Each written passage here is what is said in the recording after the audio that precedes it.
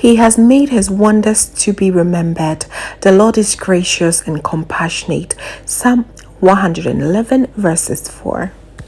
Waking up to home-baked bread is one of the best feelings ever. So today is the day that I will share this super soft, delicious Ghana bread recipe with you. This is going to take you by storm. Please stay tuned and let's do this together. Believe it or not, I am also a learner when it comes to bread making. So I always choose the easiest ingredients that you could ever find. Here I have about 400 grams of all-purpose flour, 1 egg, a teaspoon of salt, instant dried yeast. I have 14 grams of that, and I also have 2 tablespoons of sugar. I have a tablespoonful of butter, and I have some vanilla extract, milk. If you do not want to have milk in your bread, you can substitute it with water and it will be totally fine. Okay, one important thing as a beginner that you have to always do is to make sure your yeast is activated. Okay, so I warm the milk a little bit. In my lukewarm milk goes in the sugar, a teaspoon of vanilla essence, and my instant dry yeast. I'll just set it aside for 5 minutes for the yeast and everything to be activated.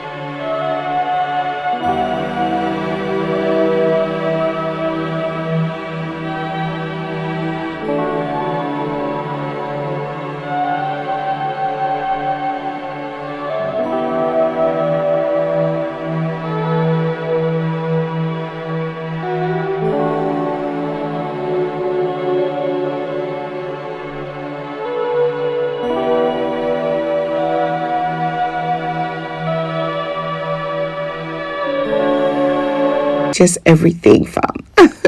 It was so good with that bread. Now my egg sandwich is done, and I always prefer it to tea than hot chocolate, but you decide, okay?